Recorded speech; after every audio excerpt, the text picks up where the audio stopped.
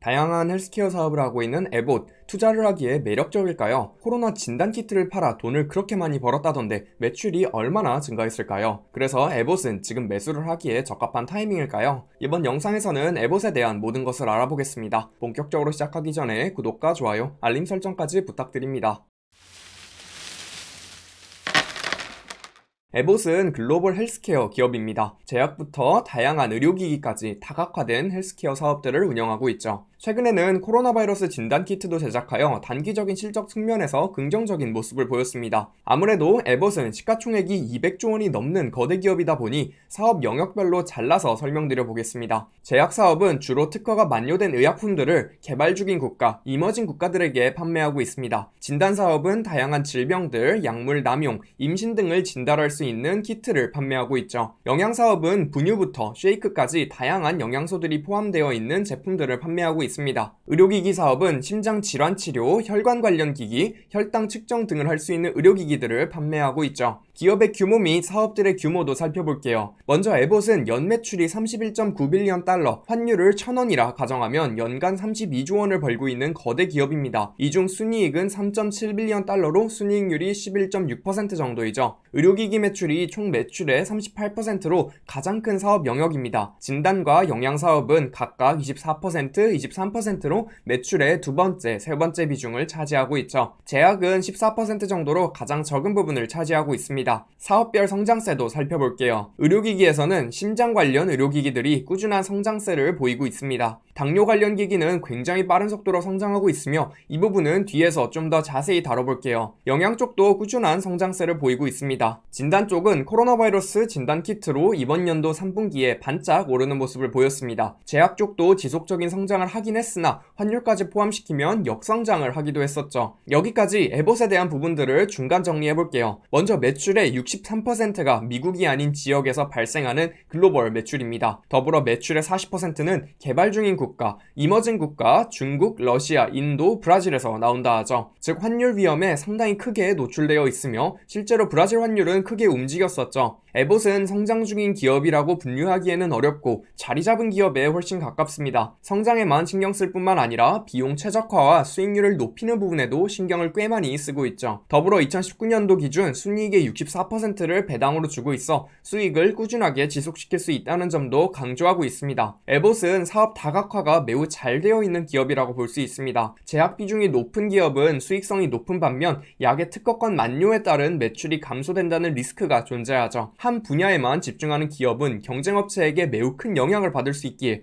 투자를 할 때 좀 더 신경을 써야만 합니다. 다만 다각화의 안 좋은 점은 여러 개의 사업체를 가지고 있으나 제대로 되는 사업은 하나도 없을 리스크도 존재하죠. 에봇의 경우 이러한 케이스 같지는 않으며 2013년도에 연구개발에 집중하는 사업부는 에비브로 스핀오프 시키고 꾸준한 M&A를 통하여 잘하는 것과 못하는 것을 잘 관리하는 것 같아 보입니다. 사업별로 좀 더 자세히 살펴보겠습니다. 먼저 제약 사업은 총 매출의 14%인 4.48빌리언 달러를 벌었습니다. 이 중 75%는 이머징 국가, 중국, 러시아, 브라질, 인도에서 나온다고 하죠. 비싼 약품을 판매하는 것보다는 새로운 시장에 에봇 브랜드를 활용하여 확장하는 전략을 사용하고 있습니다. 저희에게도 잘 알려진 진통제인 브루펜, 여성 호르몬제인 피모스톤 등 대체로 특허가 끝난 제네릭 약들을 판매하고 있습니다. 제약 영역은 수익성이 높으나 경쟁이 매우 치열하다고 알려져 있습니다. 타 제약회사가 비슷한 효과를 가진 약품들을 개발하거나 새로운 제네릭 약이 나온다면 매출에 좋지 못한 영향을 줄 수 있죠. 진단 영역을 통해서는 총 매출의 24%인 7.7빌리언 달러를 벌고 있습니다. 4.5빌리언 달러는 코어랩 사업을 통하여 벌고 있죠. 코어랩 사업은 암진단, 약물 남용, 임신진단, HIV 간염 등 전염성 질병을 진단하는 키트를 판매한다고 합니다. 이외에도 유전자 기반 진단 키트도 판매하고 있죠. 전염성 질병인 말라리아, 댕기열, 인플루엔자 등 빠른 진단을 위한 키트도 판매하고 있습니다. 영양 사업에서는 총 매출의 23%인 7.4빌리언 달러를 벌고 있습니다. 국제시장에서 발생하는 매출이 4.3빌리언 달러이죠. 분유부터 성인용 쉐이크,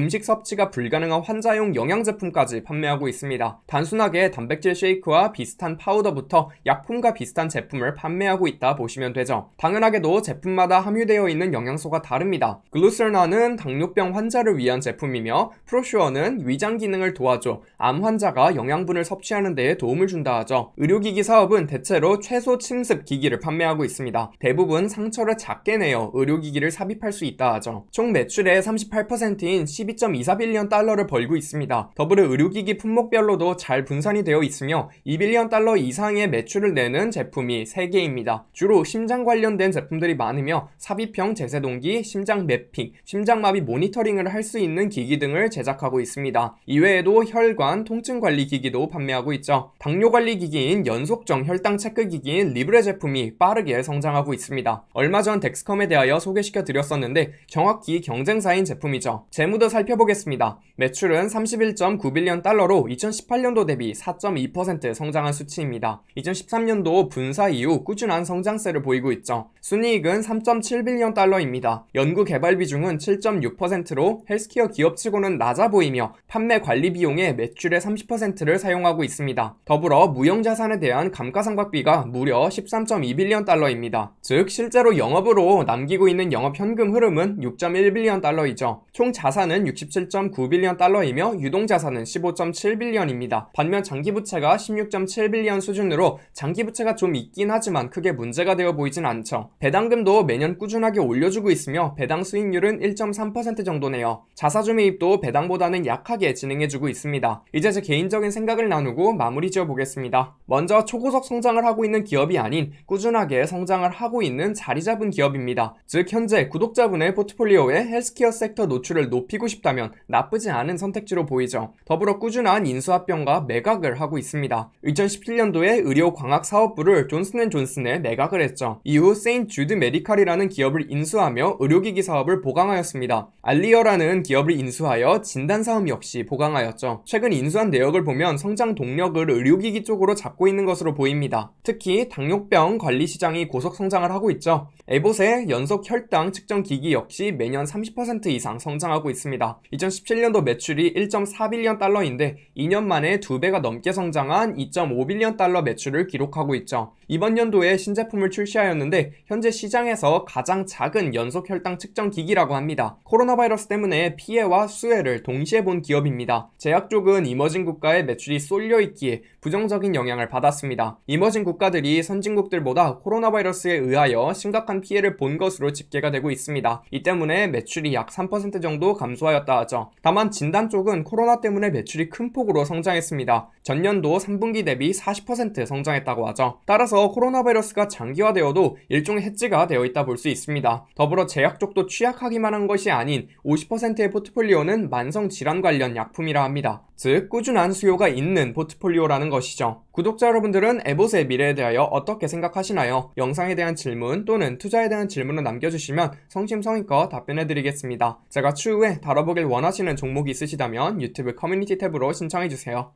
오늘 전해드린 투자 이야기 재미있고 유익하게 들어보셨나요? 더 많은 투자 이야기들이 준비되어 있으니 구독과 좋아요, 알림 설정까지 부탁드립니다.